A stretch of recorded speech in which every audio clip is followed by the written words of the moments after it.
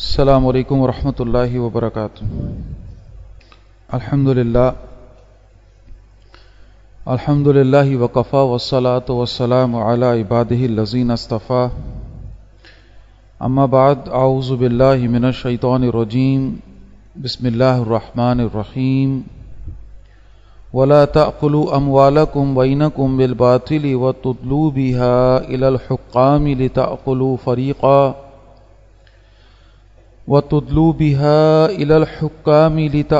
فريقا من اموال الناس بالاثم وانتم تعلمون۔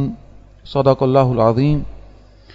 رب اشرح لي صدری ویسر لي امری واحلل عقدۃ من لسانی یفقهوا قولی۔ رب یسر ولا تعسر وتمم بالخیر، رب اغفر وارحم وانت خیر الراحمین، آمین یا رب العالمین۔ الحمدللہ ہمارا جو سلسلے وار مطالعہ اس رکوع کا چل رہا ہے، اس کے آخری پیراگراف پہ، آخری آیت پہ ہم ہیں، اور یہ رمضان المبارک کا آخری جمعہ بھی ہے، اور خیر سے الحمدللہ یہ رمضان 5 جمعوں کے ساتھ ہمیں نصیب ہوا، اور ظاہر ہے جو یہ آخری ہمارا اس رمضان کا روزہ ہے، اسی نسبت سے بھی انشاءاللہ کچھ باتیں آخر میں گوش و گزار کرنی ہیں۔ اللہ تعالی ہماری جو بھی عبادت ہے، جو بھی ہم تو اس کا کیا حق ادا کر پائیں گے، جو بھی کیفیت ہے، نیتوں کے جو ہمارے کھوٹ ہیں، اللہ تعالیٰ اسے دور فرمائے، اور ہماری ٹوٹی پھوٹی عبادتوں کو اپنے شان کے مطابق شرف قبولیت عطا فرمائے۔ اس پورے رکوع کے اندر جو رمضان کے متعلق یا روزے کے متعلق جامع ترین مقام، ایک ہی مقام پورے قرآن کا ہے۔ ہم سمجھ رہے ہیں کہ اللہ تعالیٰ نے بہت ساری اس کے اندر جو رمضان اور روزے سے متعلق ہدایات دیں، ان میں 5 بڑے اہم ہم نے نکات نکالے، اور ان میں سے 4 پر ہم تفصیلی گفتگو کر چکے ہیں۔ ہم نے اس بات کو سمجھا کہ یہ رمضان ہمیں یہ پیغام دیتا ہے، اس کی عبادت، یہ روزہ، یہ ہمیں یہ پیغام دیتا ہے کہ تقوی اختیار کیا جائے۔ روزے کی حکمت بھی یہی ہے، لعلکم تتقون، کہ تقوی اختیار کرو۔ دوسری بات ہم نے جو سمجھی وہ یہ کہ شہر رمضان الذی انزل فیہ القرآن، یہ رمضان کا مہینہ وہ ہے جس میں قرآن نازل ہوا، تو قرآن کے ساتھ ایک تعلق، ایک وابستگی۔ یہ رمضان اگر جاتے جاتے ہمیں قرآن دے گیا ہے تو سمجھ لیجئے ہمارا رمضان کارآمد ہو گیا ہے، کیونکہ رمضان ہی لے کر آیا نا یہ قرآن۔ اس رمضان کا اصل تحفہ قرآن ہے، اس رمضان کی اصل فضیلت قرآن ہے۔ اس کے بعد تیسرے نمبر پہ جو ہم نے بات سمجھی، جو اللہ رب العزت نے اس رکوع کے اندر بیان فرمائی کہ وَإِذَا سَأَلَكَ عِبَادِي عَنِّي فَإِنِّي قَرِيبٌ أُجِيبُ دَعْوَةَ الدَّاعِ إِذَا دَعَانِ، کہ جب میرے بندے میرے بارے میں پوچھے تو فرما دیجئے میں قریب ہوں، اور پکارنے والے کی پکار سنتا ہوں جب وہ مجھے پکارتا ہے، جب وہ مجھ سے دعا کرتا ہے۔ تو لہٰذا رمضان کا جو تیسرا حاصل ہے وہ یہ ہے کہ اللہ کے ساتھ دعا کا تعلق بن جائے، ہم دعا مانگنے والے بن جائیں۔ یہ ہم نے تفصیل سے اس پر بات کی تھی۔ ہماری بدنصیبی ہے کہ ہم نے اس مادیت کے دور میں دعائیں مانگنا چھوڑ دیں، حالانکہ میرے اور آپ کے لیے سب سے اہم ترین شے جو ہے نا وہ دعا ہے۔ دعا کے ساتھ اپنے رب کے ساتھ جو ایک کنیکشن بنے گا، دعا کے ذریعے جو تعلق بنے گا، اس کی کوئی اور مثال نہیں دی جا سکتی۔ اصل عبادت ہی دعا ہے، اللہ کے نبی نے فرمایا۔ لہٰذا یہ ہے کہ جتنی دعائیں ہم مانگ سکتے ہیں، مسنون دعائیں بھی ہم یاد کریں ان کے مفہوم کے ساتھ، تاکہ ہمیں پتہ ہو کہ ہم کیا مانگ رہے ہیں، اور جتنی دعائیں ہم مانگ سکتے ہیں مانگیں، اور دعا مانگیں، دعائیں پڑھیں نہیں۔ الحمدللہ تفصیل سے ہم نے یہ بات سمجھی۔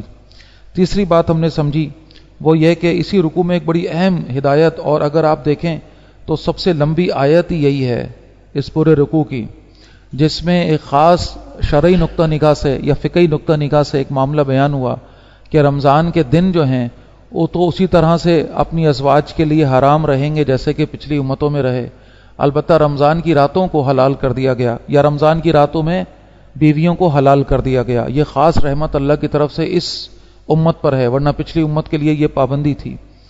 لیکن وہیں پر اللہ تعالیٰ نے جو یہ کرم فرمایا اور یہ آسانی کر دی سب کے لیے، مسلمانوں کے لیے، وہیں پر ایک اہم بات یہ ہے کہ ایک اہم نقطہ، اہم فلسفہ ہمارے سامنے آ گیا، اور بیویوں کے بارے میں کہہ دیا گیا ہن لباس لکم وانتم لباس لہن۔ اس پر الحمدللہ ہم نے بات کی پچھلی دفعہ کہ یہ چوتھی بات ہے رمضان کا حاصل، اپنے گھروں میں اپنے معاملات کو صحیح کرنا۔ اللہ چاہتا ہے کہ میرے بندے اور بندی اس تعلق کو نبھائیں، یہ ذمہ داری ہے، یہ اللہ کی طرف سے عائد کردہ ایک فریضہ ہے۔ اس کو ایسے ہی سمجھیں کہ جیسے جب ہم نماز کے لیے کھڑے ہوتے ہیں اور نماز ادا کرتے ہیں، فرض سمجھ کر ادا کرتے ہیں، کوشش کرتے ہیں کہ نماز میں کوئی خامی نہ رہے، غلطی نہ رہے، اپنی کمزوریوں پر قابو پاتے ہیں، کیسی بھی کیفیت ہو اللہ کے اس حکم پر فوراً پہنچتے ہیں، کھڑے ہوتے ہیں اللہ کے سامنے، ہاتھ باندھتے ہیں، اپنے اندر بہتری لانے کی کوشش کرتے ہیں، اپنی خامیوں کو دور کرتے ہیں۔ بالکل اسی طرح جب یہ ہم نماز کی ادائیگی کر رہے ہیں، ایسے ہی اب یہ جو ذمہ داری اللہ نے ہمیں دی ہے، مردوں کو شوہر بنایا ہے، عورتوں کو بیوی بنایا ہے، یہ جو ذمہ داری ہے یہ اللہ کی طرف سے عائد کردہ ہے، یہ محض دنیاوی تعلق نہیں ہے۔ اس ذمہ داری کو ادا کیا جائے اللہ کی طرف سے دی ہوئی ذمہ داری سمجھ کے۔ کیوں اللہ کیوں چاہتا ہے کہ یہ ہو؟ ہم نے سمجھا تھا کیونکہ اس کا مقصد ہے نسلوں کی تربیت، نسلوں کی آبیاری۔ مسلمان نسل، آنے والی پوری نسل اس تعلق پر منحصر ہے۔ یہ تعلق اچھا ہوگا، دین کی بنیاد پر ہوگا، دین کی بنیاد پر، تو بچوں کی تربیت، نسلوں کی تربیت، ان کا اچھا مسلمان بنانا، مجاہد بنانا، اللہ کے بندے بنانا، اہم تو ٹارگٹ یہ ہے نا، اصل پروجیکٹ یہ ہے، اس پر فوکس کرتے ہوئے اللہ میں ان باتوں کی سمجھ عطا فرمائے۔ اب پانچویں اور آخری بات جو اس رکوع کے اندر آخری جو آیت ہے، جس کو واقعتاً اس رکوع کو پڑھتے ہوئے آئیں تو عرف میں جو ہم ایک بات کہتے ہیں نا، last but not the least, بظاہر یہ آخری بات ہے لیکن سب سے اہم بات ہے، سب سے اہم بات ہے، سب سے اہم بات، اور اسی بات کے اوپر سب کچھ ڈیپینڈنٹ ہے۔ یہی بات ہے جس کی بنیاد پر یہ پورا کا پورا ہم دین کا اپنا عمارت لے کر کھڑے ہوئے ہیں، اور وہ بات کیا ہے؟ فرمایا جا رہا ہے وَلَا تَأْكُلُوا أَمْوَالَكُمْ بَيْنَكُمْ، ایک دوسرے کے مال ناحق نہ کھاؤ، ایک دوسرے کے مال ناحق مت کھاؤ، بالباطل، ناحق، اس کو جھوٹ کے ذریعے سے۔ وَتُدْلُوا بِهَا إِلَى الْحُكَامِ لِتَأْكُلُوا فَرِيقًا مِّنْ أَمْوَالِ النَّاسِ بِالْإِثْمِ وَأَنْتُمْ تَعْلَمُونَ، اور نہ پہنچاؤ حاکموں تک یہ مال، یہ رشوت، تاکہ تم لوگوں کا مال ناجائز طور پر کھا جاؤ۔ ظاہر سی بات ہے یہ رشوتیں دے کر اپنا مطلب سیدھا کرنا، اپنے غلط کام کو کروا لینا، یہ اسی کا ایک پہلو ہے جس میں حرام خوری، حرام کھانا، حرام کام کروانا، ناجائز کام کروانا، پوری کی پوری دین کا ہمارے اگر ایکسٹریکٹ نکال کر سامنے رکھیں تو بات کو سمجھیے گا، یہ بنیادی نقطہ ہے۔ میں اور آپ اگر مسلمان کہلوانا اور مسلمان رہنا چاہتے ہیں، قیامت کے دن، ظاہر دنیا میں تو ہم نے کلمہ پڑھ لیا، کوئی ہمیں کافر نہیں کہہ سکتا، کوئی بھی شخص کلمہ پڑھ لے اب اس کو کافر نہیں کہا جا سکتا، بلکہ اس بات کی بھی وضاحت ہو جائے، قرآن تو ایک اور کیٹیگری بھی ہمارے سامنے رکھتا ہے، اور ہم جانتے ہیں قرآن کا مطالعہ کرنے والے، کافر تو کافر ہوتا ہے، کافر کی کوئی کیٹیگری نہیں ہوتی۔ مسلمان کی دو کیٹیگریز ہیں، کون کون سی؟ مومن اور منافق۔ مسلمان دو کیٹیگریز میں ہے، مومن ہے یا منافق ہے۔ جو ایمان لا کر ایمان کے تقاضے ادا کر رہا ہے وہ مومن ہے، جو ایمان لا کر ایمان کے تقاضے ادا نہیں کر رہا ہے اور اپنی دنیا ہی میں مگن ہے وہ منافق ہے۔ قرآن کی ڈیفینیشن بڑی واضح ہے۔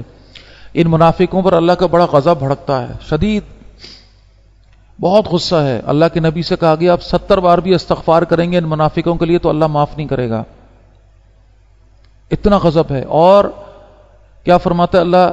ان المنافقین فی الدرک الاسفل من النار، یہ منافق جہنم کے سب سے نچلے گڑھے میں ہوں گے۔ یعنی یہ جو منافق جو کلمہ گو تھے، مسلمان تھے، مسلمان کہلائے جاتے تھے دنیا میں، کافر نہیں تھے، یہ کل قیامت کے دن یہ جہنم کے سب سے زیادہ نچلے گڑھے میں، سب سے سخت عذاب میں ہوں گے، اتنا سخت اللہ کا غضب۔ لیکن سمجھیے گا اس بات کو، دنیا میں منافق کی کوئی سزا نہیں ہے، دنیا میں منافق کی کوئی سزا نہیں ہے۔ کیوں؟ کیونکہ دنیا میں کسی کو منافق کہا ہی نہیں جا سکتا، کسی کو منافق نہیں کہا جا سکتا، یہ اختیار کسی کے پاس نہیں ہے۔ دنیا کا بدترین بد نصیب انسان اس لحاظ سے عبداللہ بن ابی تھا، بد نصیب ترین، جو ڈکلیئرڈ منافق تھا، رسول اللہ کو اس نے بڑی اذیتیں دیں صلی اللہ علیہ وسلم۔ لہٰذا تاریخ اسلام میں ایک واحد یہ شخص ہے جس کو منافق ہم کہتے ہیں، اور اس کو بالکل صحیح طور پہ منافق، اس کے علاوہ کوئی نہیں ہے۔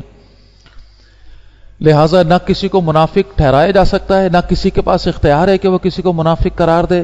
اسی بنسبت سے منافق کی کوئی سزا ہی نہیں ہے، کوئی سزا نہیں ہے، نہ رسول اللہ کے دور میں منافق کو کوئی سزا دی گئی، نہ اس کے بعد، اور نہ ابھی دی جا سکتی ہے۔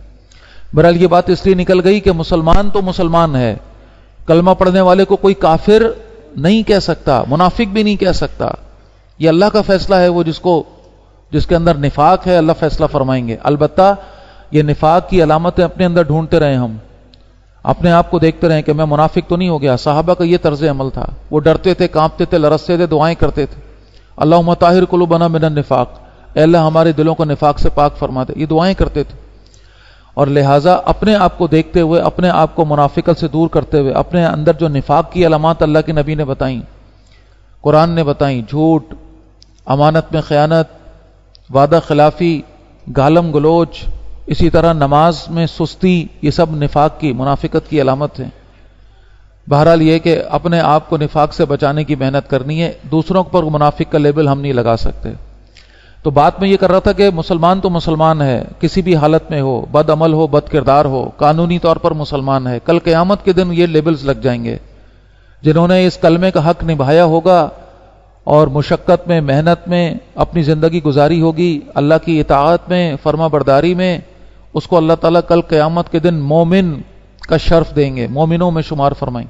اور خدا نہ خاصہ جو فسق و فجور میں، نافرمانی میں، اپنی دنیا ہی کے اندر اپنی حیوانیت میں زندگی گزار کے چلا گیا، صبح اٹھا شام میں سو گیا، وہی کھایا پیا، وہی بچے، وہی ان کو پیدا کر کے کھلایا پلایا، وہی کما کمو کے ان کو کھلا کے خود کھا کے قبر میں جا کے، نہ دین کا پتہ، نہ قرآن کا پتہ، نہ اللہ کے احکامات کا پتہ، ایسا شخص پھر کل قیامت کے دن منافق کے لیبل کے ساتھ کھڑا کیا جائے گا۔ بڑی حسرت ہے اس دن کی۔ بہرحال تو جو میں عرض کر رہا تھا کہ یہ جو مسلمان ہے، ظاہر سی بات ہے، اگر ہم رہنا چاہتے ہیں مانوی اعتبار سے تو جان لیجئے ایک ہی صورت ہے اس کی، اور وہ یہ ہے کہ حرام سے اجتناب کیا جائے۔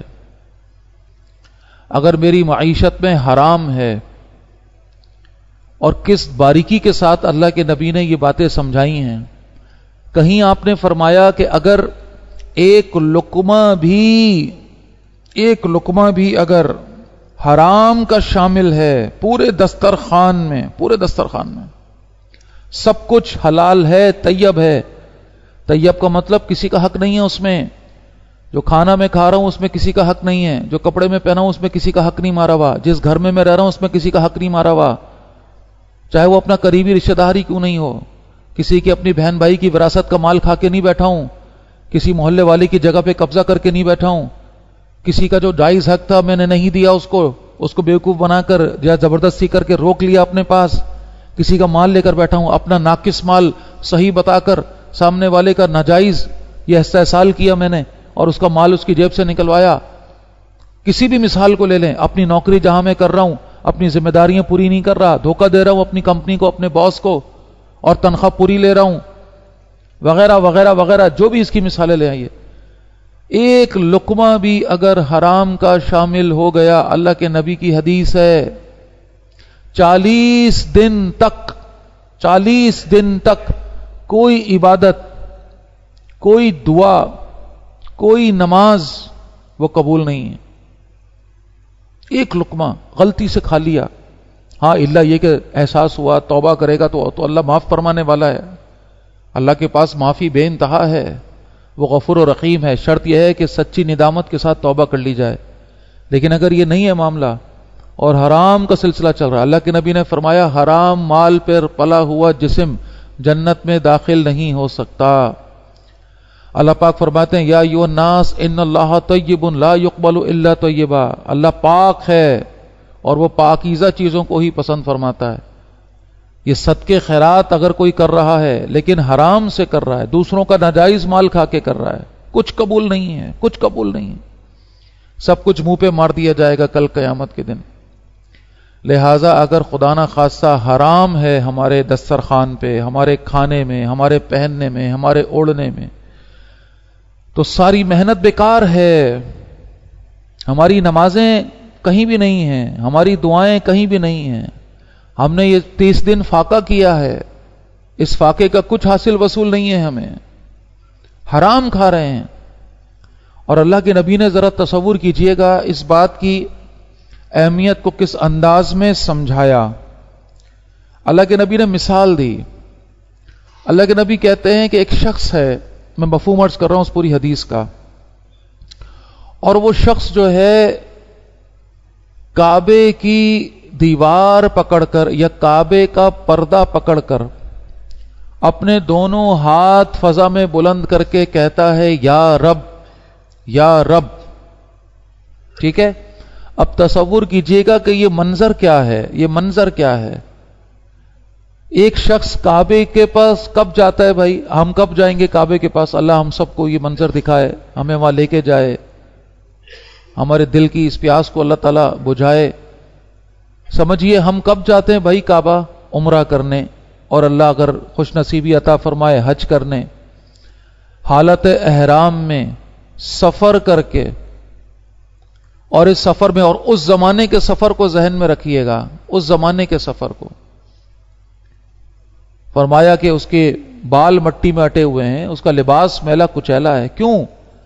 جب لوگ اونٹنیوں پر پیدل وہ سفر قافلوں کے ساتھ اس زمانے کا، اور کیا کیا مہینوں کا سفر ہوتا تھا. لوگ جب حج یا عمرے کے لیے جاتے تھے تو لوگ ان کو الوداع کہہ دیتے تھے کہ 6 مہینے بعد آئے گا یا سال بعد آئے گا، اللہ کو پتا ہے آئے گا بھی کہ نہیں آئے گا. یہ جہاز اور یہ سب تھوڑی تھا. تو اونٹنیوں پر بیٹھ کر یہ سفر ہوا کرتا تھا، ہفتوں کا، مہینوں کا. تو یہ تو وہ لوگ ہوتے تھے کہ بس چلے گئے، اب قسمت ہوگی تو بچ کے واپس. تو ایسا حج، ایسا عمرہ، کیا ہی اس کی اجر، کیا ہی اس کی بات ہوگی، کیا مشکلات ہوں گی. ایسا شخص جو اس میلوں کا سفر کر کے آیا ہو، جس حالت احرام میں ہو، مٹی میں اٹا ہوا ہو، بال مٹی میں اٹے ہوں، اور وہ پہنچا ہو کعبے. اور ہم سب جانتے ہیں، ہمارا عقیدہ ہے کہ جب ہم پہنچتے ہیں اللہ کے گھر اور کعبے پر ہماری پہلی نگاہ پڑتی ہے تو پہلی نگاہ کے ساتھ ہی جو دعا کی جاتی ہے وہ دعا قبول ہوتی ہے. سب کو پتہ ہے نا بھائی یہ بات؟ الحمدللہ. اب ذرا تصور کیجئے کہ ایک شخص یہ سفر کر کے پہنچا کعبے، اور کعبے کی دیوار یا کعبے کا پردہ اس نے پکڑا ہوا ہے، یا رب کہہ رہا ہے. اس کی دعا کی قبولیت میں کوئی شے رکاوٹ ہو سکتی ہے بھلا؟ ساری کتنی، یعنی کس قدر آئیڈیل سچویشن ہے. سفر کی صعوبتیں جھیل کے حالت احرام میں اللہ کے گھر کا پردہ پکڑ کے آسمانوں کی طرف ہاتھ اٹھا کے یا رب یا رب یا رب کہہ رہا ہے. اب سنیے گا، اللہ کے نبی کہتے ہیں کیسے ہو اس شخص کی دعا قبول، کیسے ہو اس شخص کی دعا قبول. اس نے جو کھایا ہوا ہے وہ حرام ہے، اس نے جو پہنا ہوا ہے وہ حرام ہے، اس نے جو پیا ہے وہ حرام ہے. نہیں ہوگی. اس آئیڈیل سچویشن میں بھی اس کی دعا قبول نہیں ہوگی کیونکہ حرام کھاتا ہے. تو مجھے بتائیے اس کے بعد کیا مثال رہ گئی؟ اب اس کے بعد کیا رہ گیا؟ اب کوئی کہے جی میں رو رو کے اپنی دعائیں کروں، گڑگڑا گڑگڑا کے دعائیں کروں. ساری دعائیں کر رہا ہے اور بڑے خلوص سے کر رہا ہے، لیکن حرام چھوڑنے کو تیار نہیں ہے. لوگوں کا ناحق مال کھا رہا ہے، وہ چھوڑنے کو تیار نہیں ہے. لوگوں کو دھوکہ دے کر مال کھا رہا ہے، رشوتیں دے کر اپنے کام کروا رہا ہے، ناجائز کو جائز کرا رہا ہے قانونی طور پہ، حرام طریقے سے، ناجائز طریقے سے، 2 نمبری کے طریقے سے. یہ ہے بھائی اس پورے رکوع کی آخری آیت، اور یہ ہے اس پورے رمضان کا سب سے، جس کو میں نے شروع میں کہا تھا last but not the least. حرام چھوڑ دو، حرام چھوڑو. حرام نہیں چھوڑو گے سب بیکار ہے، سب کسی کام کا نہیں. پہلے کے دور میں تو کچھ وضاحت کے ساتھ چیزیں ہوتی تھیں. آج کا دور جو فتنے کا دور ہے، اس کی سب سے بڑی خطرناکی یہ ہے کہ ہمیں پتہ ہی نہیں چلتا کہ ہم کب حلال سے حرام کی سرحدوں میں چلے جاتے ہیں. ہمیں کانشیس ہونا پڑے گا، بہت زیادہ کانشیس ہونا پڑے گا. میں عرض کرتا ہوں سوئی کی نوک کے برابر بھی ہماری معیشت میں حرام نہ آئے. اس طرح سے حق ادا کریں. جہاں نوکری کر رہے ہیں، نوکری پسند نہیں ہے، باس پسند نہیں ہے، کمپنی پسند نہیں ہے، چھوڑ دیں. کسی نے گردن پہ تلوار تھوڑی رکھی ہے، بھائی میری مجبوری ہے نا، میں نوکری کر رہا ہوں، لیکن اس کا یہ مطلب نہیں ہے کہ اب میں ڈنڈی ماروں، ناجائز گڑبڑ کروں، حرام کھاؤں، حق مار کے کسی اور کا، یا اپنے کام میں جو ہے وہ ڈنڈی مار کے اور میں پوری تنخواہ لوں. نہ سرکاری، خاص طور پر جو ملازم ہیں، پرائیویٹ والوں کو تو ویسے ہی نچوڑ لیتے ہیں. بہرحال سرکاری جو ملازمین ہیں وہ اس بات کو سمجھیں، کیسے اللہ کے سامنے جا کر جسٹیفائی کریں گے اپنی تنخواہ کو حلال کرنا، اپنی ذمہ داریوں کو پورا کرنا. اللہ ہم سب کو یہ سمجھ اور عمل کی توفیق عطا فرمائے. پھر بہت سی مثالیں اس میں آ سکتی ہیں. میں کئی دفعہ دیتا ہوں, یہ سرکاری ملازموں کو جو کچھ ملتا ہے, چاہے وہ اسٹیپلر کی پن ہو, چاہے وہ ایک پیپر ہو اسٹیشنری کے نام, کس انڈرسٹینڈنگ سے ملتا ہے؟ دفتری کام کے استعمال کے لیے ملتا ہے کہ ذاتی استعمال کے لیے ملتا ہے؟ سمجھیں اس بات کو, اس انڈرسٹینڈنگ کو سمجھنا ضروری ہے. آپ کو اگر دفتری کام کے لیے ملا ہے اور آپ ذاتی استعمال کر رہے ہیں, پکڑ ہے اس پہ, پکڑ ہے. میں اکثر واقعہ سناتا ہوں, ہمارے ایک استاد کا پروفیسر تھے جامعہ کراچی میں, اللہ کے نیک بندے, اور انہوں نے ایک اصول سمجھایا تھا. آج سے 25-24 سال پرانی بات ہے, 2001 اور 2002 کی بات میں بتا رہا ہوں. ہم نے نیا ایم فل شروع کیا تھا ان کے ساتھ, تو نوٹ کیا کہ ان کی دراز میں 5-5 کے نوٹ پڑے ہوئے ہوتے تھے. اس زمانے میں 5 کا نوٹ ہوا کرتا تھا. میں نے کہا پتہ نہیں کیا بات ہے بھائی, یہ گلک بنایا ہوا ہے, یہ دراز میں 5-5 کے نوٹ کیوں ہیں؟ تو ایک دن جسارت کر کے پوچھا, سر یہ کیا ہے 5-5 روپے آپ یہ دراز میں ڈالتے ہیں, یہ کیا ہے؟ کہنے لگے یہ جو پرنٹر ہے, کیونکہ وہاں جو اساتذہ کو پرنٹر ملتے ہیں وہ پروجیکٹس کے ہوتے ہیں, ایک خاص اور ریسرچ پروجیکٹس کی بد پہ ان کو دیے جاتے ہیں. وہ ہوتی ہے یونیورسٹی کی ملکیت, وہ ٹیچر کی ذاتی ملکیت نہیں ہوتی. تو وہ اس لیے دیے جاتے ہیں تاکہ جو آفیشیل کام ہے, سرکاری کام, ٹیچنگ کے حوالے سے جو کچھ ان کو معاونت چاہیے وہ اس پرنٹر سے پرنٹ کرتے ہیں. تو کہتے ہیں مجھے بعض دفعہ اپنے ذاتی پرنٹس لینے پڑ جاتے ہیں. تو جب کوئی ذاتی میں اس میں سے پرنٹ آؤٹ اپنا لیتا ہوں تو مارکیٹ میں جو ریٹ نیچے آگے جا کے وہ دکانیں بنی فوٹو شاپس وغیرہ, وہاں پہ وہ نکالتے تھے, کہنے لگے 3 روپے لیتے ہیں وہ ایک پرنٹ آؤٹ. اس زمانے میں 3 ہوتے تھے, اب تو پتہ نہیں کتنے ہو گئے. تو میں نے طے کیا ہوا ہے کہ جب میں اپنا ذاتی کو پرنٹ نکالتا ہوں تو 5 روپے اس ایک پیج کے یہاں ڈال دیتا ہوں, اور جب یہ اتنے پیسے جمع ہو جاتے ہیں کہ اسی پرنٹر کا میں ٹونر خرید لیتا ہوں یا اس کی ریفل کرنی ہوتی تو اسی پہ لگا دیتا ہوں, تاکہ میرا جو ذاتی اس پرنٹر سے کام ہو رہا ہے وہ میرے اوپر حرام نہ ہو جائے. تو ہم حیران, میں اس وقت بڑا حیران ہوں. میں نے کہا یار عجیب آدمی ہے, کیا ہو گیا ان کو, لوگ اپنے پتہ نہیں کیا کیا کچھ کر رہے ہیں, اپنے پورے گھر چلا رہے ہیں سرکاری اس کے اوپر. الحمدللہ یہ باتیں آج سمجھ آتی ہیں, ان کو دعائیں دیتا ہوں کہ انہوں نے یہ بات سمجھائی. یہ پریکٹیکل طریقے سے بات سمجھائی جائے نا, یہ سمجھ آتی ہے. نصیحتیں لکیروں سے بات نہیں بنتی. اللہ میں اس بات کی بھی سمجھ عطا فرمائے. خیر, جو میں عرض کر رہا ہوں, حرام سے بچنا بہت ضروری ہے, بہت ضروری ہے, بہت ضروری ہے. اللہ میں اس بات کی سمجھ عطا فرمائے. اور حرام سے نہیں بچیں گے, یہ ساری محنتیں بیکار ہیں. یہ سارے ہمارے بھاگ دوڑ, ہمارے رمضان کی عبادتیں, ہمارے روزے اور حج اور عمرے سب بیکار ہیں. تو لہذا حلال رزق, عقل حلال, اللہ مجھے اور آپ کو اس کی توفیق عطا فرمائے.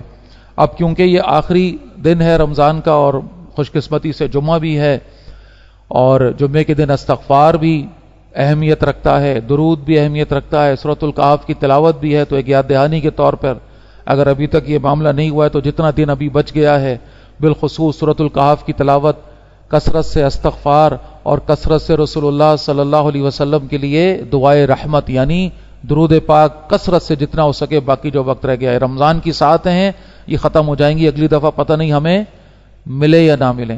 جتنا وقت یہ تھوڑا سا ایک پہر رہ گیا ہے, کثرت سے استغفار کرے. اللہ کے نبی نے فرمایا, جس نے ایمان اور احتساب کے ساتھ روزے رکھے اللہ نے اس کے پچھلے سارے گناہ معاف کر دیے.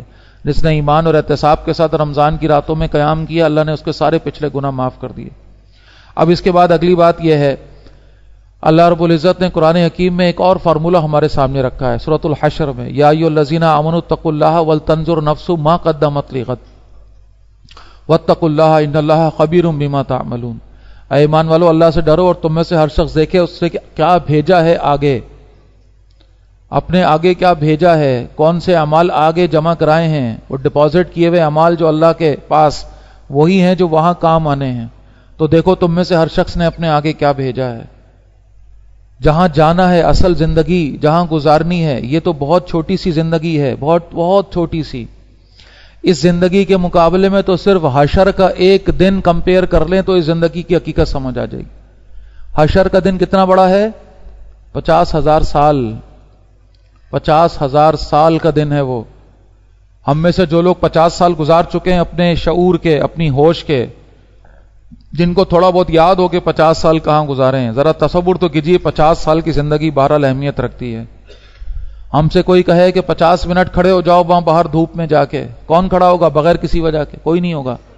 اس دن 50 دن نہیں, 50 سال نہیں, 100 سال نہیں, 200 سال نہیں, 1000 سال نہیں, 10,000 سال نہیں, 25,000 سال نہیں, کتنے؟ 50,000 سال. اس کی حقیقت تو اللہ جانتا ہے. ہم تو اپنی اس وقت جو اللہ نے ہمیں عقل فہم دی اس سے بات کر رہے ہیں. یہ 50,000 ایگزیکٹلی یہ والے ہمارا ایک ایک دن کے حساب سے 50,000 ہوں گے یا اس کی ٹائمنگ کا معیار کیا ہوگا یہ اللہ کو پتا ہے. یہ اللہ کو پتا ہے, ہمیں نہیں معلوم, کیونکہ قرآن تو ہمارے سامنے معیار رات رکھتا ہے. کہیں قرآن کہتا ہے کہ تمہارا یہ جو 50,000 جو ہے سال ہے یہ اللہ کا ایک دن ہے, کہیں قرآن کہتا ہے تمہارا جو 1000 سال ہے وہ اللہ کا ایک دن ہے. تو اللہ تعالیٰ ٹائم باؤنڈ نہیں ہے, اللہ کے پاس ٹائمنگ والا معاملہ, یہ ہمارا مسئلہ ہے ٹائم, آج کل پرسوں. اللہ کے ساتھ یہ معاملہ نہیں ہے. اللہ کا علم, اللہ کی قدرت اس ٹائم سے ورا ہے. یہ ٹائم میری اور آپ کی چیز ہے, اللہ کی نہیں ہے. تو وہ کیسے ہوگا یہ تو اللہ جانے, لیکن ہم تو اس بات کو سمجھا, اللہ نے ہمیں بتایا, اللہ کے نبی نے ہمیں بتایا 50,000 سال کا دن ہے وہ جو ہم نے گزارنا ہے. اس کے مقابلے میں اس لیے قرآن کہتا ہے جب عقل مند سے عقل مند آدمی کو بھی پوچھا جائے گا کہ کتنے دن رہے ہو دنیا میں, تو وہ کہے گا ایک پہر, ایک پہر بس. تو لہٰذا ایک اور بڑی اہم بات جو حضرت سلمان علی ندوی رحمۃ اللہ علیہ فرمایا کرتے تھے, کہتے تھے کہ ایک روزہ وہ ہے جو رمضان میں ہم رکھتے ہیں صبح سے لے کر شام تک کا, اور ایک روزہ وہ ہے جو ہماری پوری زندگی, جس کی سحری ہم نے کر لی دنیا میں آنے کے بعد اور افطار ہم کریں گے موت کے ساتھ, جس کی اقامت ہو جاتی ہے جب ہم پیدا ہوتے ہیں اور ہمارے کانوں میں پڑھ دی جاتی ہے. ہمارے گھر کا کوئی بڑا, کوئی بزرگ, کوئی نیک آدمی جس کو بلایا جاتا ہے کہ بھئی بچے کے کان میں اذان دے دو, اور جس کی نماز پڑھی جاتی ہے کب, جب ہماری لاش, ہمارا جسم, اور وہ ہم نہیں ہوتے, وہ ہمارا جسم ہوتا ہے. کوئی نہیں کہتا کہ یہ فلاں صاحب ہیں, کوئی نہیں کہتا یہ عابد صاحب پڑھے ہوئے ہیں, یہ مشکور صاحب پڑھے ہوئے ہیں, یہ انوار صاحب پڑھے ہوئے ہیں, کوئی نہیں کہتا. یہ میت پڑی ہوئی ہے, میت. وہ جو تھے وہ گئے اس کے اندر سے, نکل گئے, اپنے منزل پہنچ گئے. اب اس کو لے جا کر یہ جو پیچھے رہ گیا ہے جسم مٹی کا بنا ہوا, فوراً دابنا ہے, دبانا ہے, ورنہ تھوڑی دیر میں ایسی بدبو مارے گا کہ یہاں سب کا کھڑا ہونا مشکل ہو جائے گا. فوراً لے جا کے اس کو ڈسپوز آف کرنا ہے. سب سے سوفسٹیکیٹڈ کچرا اس دنیا کا وہ یہی انسانی جسم ہے. روح ہے جب تک یہ زندہ ہے, روح نکلی تو یہ کچرا ہے, اور اس کو لے جا کے دبانا ہوتا ہے, دفنانا ہوتا ہے. بہرحال تو ہمارا پھر نماز وہاں پڑھی جائے گی, اور یہ ہے اس پورے روزے کا. اس روزے میں رمضان کے کیا کرنا تھا, جائز چیزوں سے اپنے آپ کو روکنا تھا, تاکہ اس اصل روزے میں ناجائز چیزوں سے اپنے آپ کو روکنا آسان ہو سکے. یہ روزہ جاری ہے, رمضان چلا گیا, آج چلا جائے گا, ختم ہو جائے گا, لیکن یہ روزہ جاری ہے بھائی. شیطان آ جائے گا اور آتے ہی بولے گا چلو میاں آزادی مل گئی, اب جتنے تم نے روکا ہوا تھا اب مزے کرو, پابندی کرو, جلدی سے ٹی وی کا وہ کور اتارو جو پہلی رمضان کے اوپر لا کے رکھ دیا تھا, جلدی سے موبائل کے وہ سارے سوشل اکاؤنٹس کھولو جو کہ روزے کی وجہ سے جو ہے وہ شرم میں وہ بند کر دیے تھے, جلدی سے وہ گانے لگاؤ, جلدی سے تماشے شروع کرو, جلدی سے بازاروں میں نکلو. اللہ اکبر. اور اس کے بعد ہم کتنا بڑا ظلم اپنے ساتھ کرتے ہیں جب یہ رات ہم ضائع کرتے ہیں جس کو لیلۃ الجائزہ کہا گیا. اللہ اکبر. حدیث کا مفہوم ہے کہ پورے رمضان میں اللہ اتنی بخشش فرماتے ہیں اتنی اس ایک رات میں ہوتی ہے, اس ایک رات میں. اور اس کی حکمت یہی ہے کیونکہ اس رات میں جس نے اپنے آپ کو بچا لیا اور اللہ کی عبادت میں مشغول کر لیا, واقعتاً اس نے ثابت کیا کہ رمضان مل گیا اس کو. بڑا مشکل ہے, رمضان میں آسان ہے نا, رمضان میں تو نیکیوں کا ماحول ہے, شیطان قید ہے, الحمدللہ کوئی بغاوت اندر سے نہیں آ رہی. لیکن جیسے ہی چاند نظر آیا اور شیطان نے آتے ہی جب پھونکے مارنی شروع کی, بندہ کہتا اب میں ایسا ریلیف ہو گیا, اب تو آزاد ہو گیا, زنجیریں کھل گئیں. اور پھر پوری رات کس طرح گزرتی ہے, تماشوں میں, فضولیات میں. کم از کم میں عرض کر رہا ہوں سو جائیں, یہ بہتر ہے, یہ بہتر ہے. مسنون اعمال کر کے جماعت سے عشاء پڑھ کے, مسنون جو اذکار کر کے, تھوڑی سی تلاوت اللہ توفیق دے دے, سورہ ملک پڑھ کے سو جائیں, یہ بہتر ہے, یہ اجر کا باعث ہے. مسنون اعمال کے ساتھ سوئے ہیں, انشاءاللہ عشاء کی جماعت سے پڑھ کر سوئے ہیں, نماز آدھی رات کا ویسے ہو گیا, صبح فجر کی جماعت پڑھ لیں گے, پوری رات کی عبادت الحمدللہ اللہ کے نبی نے فرمایا. لیکن خدارا اس کو فضولیات میں, لغویات میں, بیہودیہ چیزوں میں, بے حیا چیزوں میں, گانے باجوں میں, ٹی وی ڈراموں میں اور بازاروں میں. کون سی قیامت ہے یہ, کون سی قیامت ہے یہ. اللہ مغفرت کے لیے لوگوں کو, بندوں کو پکار رہا ہے, اور بندے جو ہیں وہ, اللہ کے نبی نے فرمایا سب سے بدترین جگہ ہے یہ بازار. یہ شاپنگز اور یہ خریداری ختم ہونے میں نہیں آ رہی ہے. پاگل ہو گئے ہم لوگ, پاگل ہو گئے ہم لوگ. عورتیں بھی پاگل ہو گئی ہیں, مردوں کو بھی پاگل کر دیا انہوں نے. وہ جو حدیث کا مفہوم ہے کہ رسیاں تڑوا تڑوا کر بھاگیں گی، یہ قیامت آنے کی علامتوں میں سے ایک اللہ کے نبی نے فرمایا تھا، وہ دیکھ رہے ہیں آج ہم. اور مرد بھی پیچھے پیچھے ان کے دیوانے ہوئے ہوئے، پاگل ہوئے ہوئے، بے حیائی، بے ہودگی، بے پردگی. کیسے ایک مرد کی غیرت گوارا کرتی ہے، اس کے گھر کی عورتیں باہر سج کر پھر رہی ہوتی ہیں اور وہ بھی پیچھے پیچھے ہاتھ باندھ کے چل رہا ہوتا ہے. معاذ اللہ معاذ اللہ، وہ دوسروں کی عورتوں کو دیکھ رہا ہے، اس کی عورتوں کو دوسرے دیکھ رہے ہیں. دیوس ہے، اللہ کے نبی نے فرمایا. کیسے ہماری غیرت گوارا کرتی. معذرت میرے الفاظ کڑوے ہیں، لیکن کیا یہ میں کوئی جھوٹ تو نہیں آپ کے سامنے کہہ رہا. مسلمان ہیں ہم بھائی، اور بازاروں میں تماشے چل رہے ہیں. اللہ ہم پہ رحم فرمائے، اللہ ہم پہ فضل فرمائے. یہ رات عبادت کی رات ہے، اللہ توفیق دے جتنی ہو سکے. 2 نفل پڑھ لیں، 4 نفل پڑھ لیں، 6، جتنی توفیق، 1 پارا، آدھا پارا، پاؤ پارا، اللہ توفیق دے. اذکار جتنے ہو سکیں. یہ عبادت کی رات ہے بھائی، مغفرت کی رات ہے، جس سے کچھ دور تھوڑا بہت ہو جائے. اللہ مجھے اور آپ کو اس کی توفیق عطا فرمائے. جس نے یہ رات پالی نا اپنی، اور جتنی توفیق اللہ نے دے دی، جتنی تھوڑی سی 15 منٹ 20 منٹ گھنٹہ، جو آدھی رات جس کو جو مل جائے، اس نے رمضان پا لیا. اس نے واقعتاً پھر یہ ہو گیا کہ الحمدللہ کہ یہ رمضان اس کے کام آ گیا. الحمدللہ الحمدللہ. باقی کچھ چھوٹی چھوٹی 2-4 باتیں. ایک تو اہم نقطہ یہ ہے کہ بھئی رمضان کے جانے کا غم منانا یہ صحیح نہیں ہے. یہ بدعت پتہ نہیں کہاں سے ہمارے اندر آ گئی. یہ اللہ کے ایام ہیں، اللہ کے دن ہیں. اللہ نے ہمیں عطا فرمائے، اللہ کا ہم شکر ادا کریں. اور جب تک اللہ نے چاہا، جب تک یہ معاملہ رہا، اللہ کے اذن اور اللہ کی تدبیر اور اللہ کی ترتیب کے ساتھ آیا اور اسی ترتیب سے چلا گیا. اب رو رو کے اور یہ رمضان کے اوپر اور پتہ نہیں جو بھی ہوتا ہے، بھائی کیوں کر رہے ہو؟ یہ اللہ پاک کہہ رہا ہے تم نے یہ محنت کر لی ہے، اب خوشی مناؤ. عید کا دن، عید کے معنی خوشی کے ہیں. اب خوشی مناؤ. اب یہ رونا دھونا کس کام کے، کس کو دکھا رہے ہیں ہم؟ اللہ سے کہہ رہے ہیں کہ یا اللہ تو نے معاذ اللہ غلط کر دیا. یہ رمضان کا مہینہ اور رہ جاتا پورے سال تو لگ پتہ جانا تھا. کس کو دھوکہ دے رہے ہیں یہ؟ تو بہرحال یہ غم منانا اور یہ کرنا آنسوؤں کو، بہرحال ٹھیک ہے، ایک فطری طور پہ بات ہے، وہ اپنی جگہ ایک کیفیت ہو سکتی ہے. آنکھ میں آنسو آ سکتا ہے. انسان دیکھے کہ بھئی عبادتوں کا ماحول تھا، تراویح کا ماحول تھا، دورہ قرآن میں ہم نے شرکت کی، قرآن کا ماحول تھا، الحمدللہ نمازوں کا ماحول تھا، مسجدیں آباد تھیں. وہ اپنی جگہ ایک بات ہے کہ وہ سوچ کر بندہ آنکھ میں آنسو آ جاتا ہے فطری طور پر. لیکن یہ کہ اس کو بھیں بھیں کر کے رونا اور پتہ نہیں کیا کیا، یہ مناسب نہیں ہے. اللہ کا ہم شکر ادا کریں، اللہ نے ہمیں یہ مہینہ عطا کیا، اور اللہ سے دعا کریں کہ اللہ صحت کے ساتھ، عافیت کے ساتھ، ایمان کے ساتھ اگلے رمضان تک بھی پہنچا ہمیں اور عطا فرما. اور جو ہم نے کیا، جو ہم سے ہو سکا ٹوٹا بوٹا، یا اللہ اسے قبول فرما. یہ اصل ہے بات کرنے کی. پھر اسی طرح ایک اہم بات بھائی جو ہم سے مس ہو رہی ہے بڑی زیادہ، اب مسلم کی حدیث ہے، اللہ کے نبی نے فرمایا جس نے رمضان کے روزے رکھے اور اس کے بعد 6 روزے شوال کے رکھے، پورے سال کے روزوں کا اس کے لیے ثواب ہے. اب یہ کتنی چھوٹی سی بات ہے، دیکھیں پورے مہینہ ہے ہمارے پاس اور 6 روزے ہیں، صرف 6 روزے. اچھا یہ غلط فہمی دور کر لیں کہ یہ لگاتار رکھنے ہیں، ایک ساتھ رکھنے ہیں، ایسی کوئی بات نہیں ہے. پورے شوال کے مہینے میں 6 نفل روزے یہ رکھنے ہیں. اور بڑا آسان اس کی فارمولہ یہ ہے کہ اللہ کے نبی کا جو سنت ہے، جو مسنون ہے، وہ یہ ہے کہ اللہ کے نبی پیر اور جمعرات کو روزہ رکھا کرتے تھے.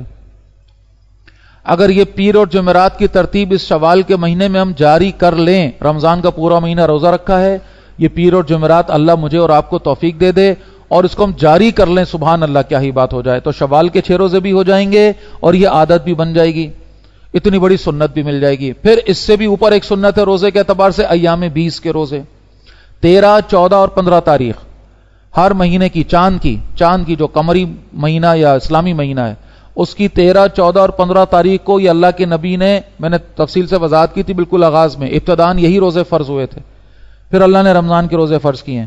تو اللہ کے نبی نے پوری زندگی پھر یہ روزے رکھے ہیں، 13، 14 اور 15، ایام 20 کہلاتے ہیں یہ. اللہ مجھے اور آپ کو توفیق دے یہ 3 روزے ایام 20 کے ہر مہینے کے کم از کم یہ ضرور ہم کر لیں. تو اس طرح 6 کی گنتی یہاں پوری کر لیں جیسے جتنا بھی ہو سکے، اور اس کو آگے جاری رکھنے کی جتنی توفیق لگے ہمیں ملے اللہ کی طرف سے شروع کریں اس کو، سلسلے کو انشاءاللہ. تو یہ 6 بھی ہو جائیں گے، یہ ثواب بھی ہے، اجر بھی ہمیں مل جائے گا. اور اس کی ایک بڑی خاص حکمت یہ ہے کہ گھر کی خواتین کے روزے چھٹ جاتے ہیں اللہ کی طرف سے، بہرحال ان کے ساتھ ایک معاملہ ہے، ان کو یہ سہولت مل جاتی ہے. اس میں یہ حکمت ہے، بڑوں نے سمجھائی ہے. گھر میں جب روزے کا ماحول ہوتا ہے نا، آسانی ہو جاتی ہے. ایک آدمی اکیلا اٹھ کے روزہ رکھتا ہے، اس کے لیے مشکل ہوتی ہے، لہٰذا وہ روزے ان کے چھٹ جاتے ہیں، رہ جاتے ہیں، گھر میں ماحول نہیں بن پاتا. اور گناہگاری ہے، یہ فرض روزے، ان کی قضا لازم ہے، اور ہم بطور گھر کے کفیل اس بات کے ذمہ دار ہیں کہ ان کو توجہ دلانا ہے اور ان کے ان روزوں کو پورا کروانا ہے. تو یہ بڑا بہترین ذریعہ ہے بھائی. ہمارا نفل ہوگا، ان کی قضا ہوگی.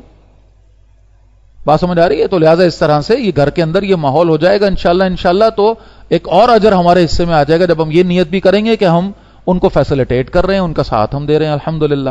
تو یہ 6 روزے اللہ کرے میں اور آپ ضرور اس کو رکھیں. اچھا جی، اب آ جائیے ایک اہم نقطہ. حدیث کا مفہوم ہے عید اس کی ہے. سمجھیے گا، بڑی ہے جس کو کہتے ہیں نا خزانوں میں سے ایک خزانہ ہے یہ. عید اس کی ہے جو خدا سے ڈرا اور اس کے سامنے جھکا. جہاں ایک بات آئی کہ عید کیا ہے؟ خوشی کا دن ہے، وہیں اس خوشی کی وضاحت آ گئی. عید کس کی؟ جو اللہ سے ڈرا اور اس کے سامنے جھکا. آپ نوٹ فرمائیے، یہ منانے کا لفظ تو پتہ نہیں کہاں سے ہمارے اندر آیا. سیلیبریٹ کرنا، منانا، ہمارے دین میں ایسی کوئی شے کہیں. منانا کیا ہوتا ہے؟ یہ جس کو دیکھو منانے میں لگا ہوا ہے. کوئی سالگرہیں منا رہا ہے، کوئی پتہ نہیں کیا کیا منا رہا ہے. اللہ ہم کو رحمت فرمائے. اسلام کے سب اینٹی کام کر رہے ہیں ہم. جو نہیں کرنے سارے وہ کام کر رہے ہیں ہم. سارے وہ کام کر رہے ہیں. دنوں کو منانا کہاں سے آیا؟ کوئی ایک ثبوت بھی ملتا ہے کہیں کہ دنوں کو منایا جائے؟ اور دن بھی کسی شخصیت کی بنیاد پر ہو؟ ہے ہی نہیں کوئی. ایک ثبوت نہیں ہے، ایک ثبوت نہیں ہے پوری سیرت میں. رسول اللہ کی صلی اللہ علیہ وسلم، صحابہ کی شخصیتوں کے دنوں کو منانے کا تو تصور ہی نہیں ہے ہمارے پورے اسلام کے اندر. اسلامی کیلنڈر کا بھی جب آغاز کرنے کا معاملہ آیا تو ہجرت سے شروع کیا گیا. عیسائیوں نے شروع کیا تھا حضرت عیسیٰ علیہ السلام کی پیدائش سے. اسلامی کیلنڈر تو ہجرت واقعہ ہے، واقعہ ایک اہم ترین واقعہ ہے سیرت کا، جہاں سے شروع ہوا ہے ہجرت کا کیلنڈر. یہاں بھی معاملہ ہو جاتا ہے. صحابہ ہم سے زیادہ کیا معاذ اللہ ہم سے کم دین سمجھتے تھے، وہ بھی رسول اللہ کی پیدائش پہ تحقیق کرتے اور ان سے شروع کرتے. تو اصل تو بات یہ تھی. لیکن سمجھے اس بات کو، دنوں کا منانا اور اپنے دن منا رہے ہیں، سالگرہیں منا رہے ہیں. انا للہ و انا الیہ راجعون. سب عیسائیوں کے طریقے ہیں، یہودیوں کے طریقے ہیں. ہیپی برتھ ڈے کہہ رہے ہیں. ایک سال گزر گیا، موت کی طرف جا رہا ہے، سال جہنم میں گزارا ہے، جنت سے اور دور ہوئے ہیں. کیا کام کیے جنت والے؟ موم بتیاں جلا رہے ہیں. سارا کا سارا عیسائیوں کا طریقہ ہے. وہ حضرت مریم کی عبادت کرتے ہیں موم بتیاں جلا کے. ہم موم بتیاں جلا رہے ہیں، بچوں سے پھکوا رہے ہیں، happy birthday to you گنوا رہے ہیں. وہ بھائی بیٹھ کے اپنا احتساب کرو. یہ سال گزرا ہے، کیسا گزرا، کہاں گزرا، کن کاموں میں گزرا، موت کے اور قریب آ گئے، حقیقت کے احتساب کے. جہنم منہ کھولے کھڑی ہے، غبارے پھاڑ رہے ہیں، اسراف، تبذیر، کیا کچھ ہو رہا ہے. بہرحال تو بات دور نکل گئی. میں عرض کر رہا تھا کہ منانے کا کوئی کانسیپٹ ہمارے دین میں نہیں ہے بھائی. ہاں خوشی کا اظہار ہے. خوشی کا اظہار کیسے کرنا ہے بھائی؟ عید کا دن ہے اور ایک مسلمان کے لیے سب سے زیادہ خوشی کا دن ہے. تو کیا حکم ہے عید پہ؟ کیا کرو بھائی؟ نماز پڑھو، نماز پڑھو. یہ ہے اس اللہ نے توفیق دے دی اپنے سامنے سجدہ کرنے کی. یہ ہے مسلمان کی خوشی. اہتمام کے ساتھ نکل کر آؤ گھروں سے، تکبیرات پڑھتے ہوئے آؤ، اللہ کی تکبیر، اللہ کی حمد، اللہ کی ثنا پڑھتے ہوئے آؤ.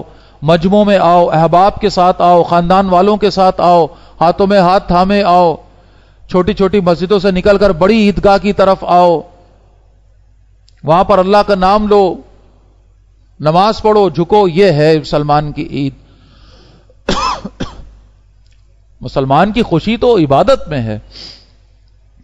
عاشورے کا جب معاملہ اللہ کے نبی کے سامنے آیا، خوشی کا دن ہے. اچھا بھائی کیوں؟ کیونکہ اس دن سارے اہم کام ہوئے. یہودیوں نے خوشی مناتے تھے، موسیٰ علیہ السلام کو آل فرعون سے نجات ملی تھی. اللہ کے نبی نے کہا ہم زیادہ حق رکھتے ہیں کہ یہ خوشی منائیں. کیسے منانی ہے؟ روزہ رکھنا ہے، روزہ رکھنا ہے. تو نماز اور روزہ ہے ہماری خوشی کا اظہار، اللہ کی عبادت ہے ہماری خوشی کا اظہار. تو عید کا دن گانے کے لیے، کودنے کے لیے، پھاندنے کے لیے، ڈھولوں کے لیے، نہ جانے کیا کچھ کے لیے نہیں ہے. عید کا دن تو اللہ کا نام لینے کے لیے، آپس میں ملنا جلنا ہے اس کی عبادت. ہاں بہن بھائی دور دور رہتے ہیں، آپس میں ملیں، ایک جگہ جمع ہوں. اگر ماں باپ دور رہتے ہیں ٹھیک ہے، ہو سکتا ہے تو آپس میں ملیں، اس دن مل کر بیٹھیں، ایک دسترخوان پہ بیٹھیں، کھائیں پیئیں، محبت سے گلے شکوے دور کریں. یہ ہے عید کے دن کا حاصل. دلوں کے اندر قربت بڑھے، محبت آئے، ملیں جلیں، ایک دوسرے کو تحائف بھی دیں. الحمدللہ کوئی اس میں اپنی حیثیت کے مطابق اسراف نہ ہو، اس میں نمود و نمائش نہ ہو، اس میں اپنی حیثیت اور سادگی کے ساتھ. بچوں کو خوشی کا اظہار ہے، ٹھیک ہے وہ عیدی ہم دیتے ہیں، ٹھیک ہے کوئی بس اس میں بھی کوئی خدا نہ خاصا گڑبڑ کوئی نہیں ہے. خوشی کا اظہار ہے بچوں کے ساتھ. اس تلقین کے ساتھ کہ اس پیسے کو کہاں خرچ کرنا ہے ان کو سمجھاتے ہوئے، نارمل انداز میں، شو آف کرتے ہوئے نہیں، یہاں تک سب ٹھیک ہے، لیکن یہ کہ یہ اچھلنا کودنا، گانے بجانے اور نہ جانے تماشے کرنا اور کیا کیا کرنا، یہ سب کہاں سے عید کا کانسیپٹ آ گیا؟ تو عید منانی ہے اللہ کا نام لیتے ہوئے۔ عید کا مطلب یہ ہے کہ یہ تہوار نہیں ہے کوئی، یہ رنگ رلیاں نہیں ہے کوئی، یہ اللہ کی یاد کا دن ہے، یہ غریبوں کی مدد کا دن ہے۔ عید میں یاد رکھنا ہے غریبوں کو۔ کیسے؟ اللہ کے نبی نے اس موقع پر کتنی ہدایت فرمائی، اس کی صدقہ فطر کی، اور صدقہ فطر کو منسلک کر دیا روزوں کے ساتھ کہ وہ روزے، وہ سارا مہینہ جو تم نے عبادت کی وہ معلق ہے، کب جائے گا وہ؟ جب تم صدقہ فطر عطا کرو گے۔ اور عید کی نماز سے پہلے یہ صدقہ فطر ادا کرنا ہے، تاکہ اللہ کے نبی نے فرمایا تمہاری وہ جو عبادت ہے وہ بھی قبولیت ان کا معاملہ ہو جائے، اور وہ غریب جو عید کے اندر جو پیچھے رہ گئے ہیں اپنی غربت کی وجہ سے، محتاجی کی وجہ سے، جو اپنے بچوں کو بہرحال اس قابل بھی نہیں ہے کہ ان کا پیٹ بھر سکیں، ان کے لیے آسانی ہو جائے۔ اور اس میں بھائی خدا کے لیے مستحق لوگوں کو ڈھونڈیں، پیشہ وروں کے ہاتھوں میں نہ دیں، جان نہ چھڑائیں، یہ کرنے کا کام ہے۔ اگر اب تک ہمیں نہیں پتا کہ ہمارے رشتہ داروں میں کون غریب ہے، کون مسکین ہے، کون مشکل سے گزارا کر رہا ہے، تو شرم آنی چاہیے ہمیں، معذرت کے ساتھ شرم آنی چاہیے ہمیں۔ اگر ہمیں یہی نہیں پتا کہ ہمارے رشتہ داروں میں کون بیچارہ مشکل سے، ہمارے رشتہ داروں کا ہمیں نہیں پتا، تو کیا ہم پھر اللہ کے سامنے جا کر اپنا حساب دیں گے؟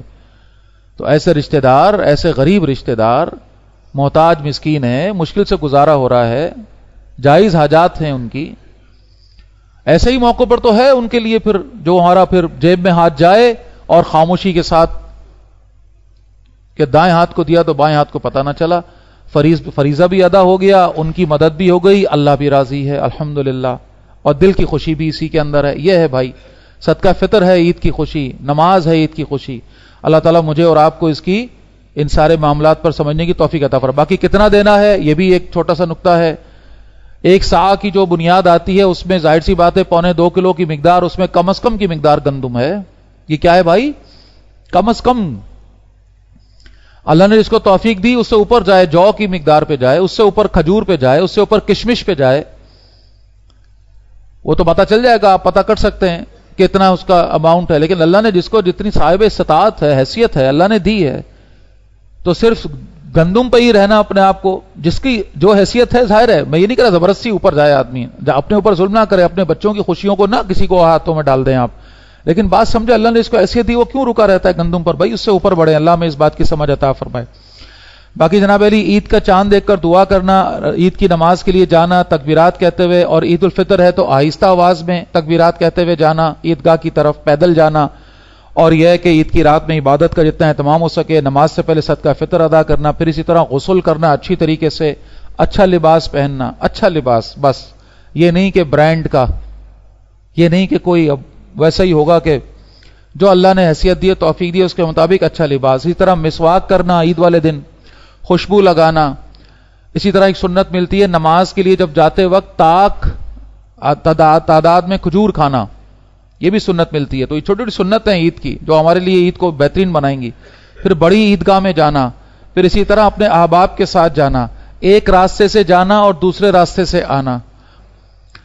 احادیث کا مفہوم ہے، بیکی کی حدیث ہے، عید کے دن اللہ اپنے بندوں، اپنے فرشتوں کے سامنے فخر فرماتے ہیں اور ارشاد فرماتے ہیں کہ بتاؤ اس مزدور کا کیا اجر ہے جس نے اپنا کام پورا کیا ہو۔ فرشتے کہتے ہیں کہ یا اللہ اس کا اجر یہ ہے کہ اس کے کام کی پوری پوری اجرت اسے دی جائے۔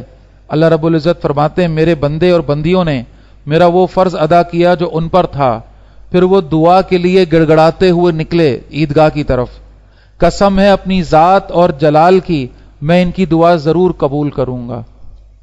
تو لہٰذا اللہ مجھے اور آپ کو رمضان اور عید کی برکتیں بھی عطا فرمائے، اور جو اس کا اصل حاصل ہے تقوی اور اللہ کا قرب، ہم کو اس کے لیے قبول فرما لے۔ جزاک اللہ خیر۔ قولوا قولی ھذا واستغفر اللہ لی ولکم ولسائر المسلمین والمسلمات۔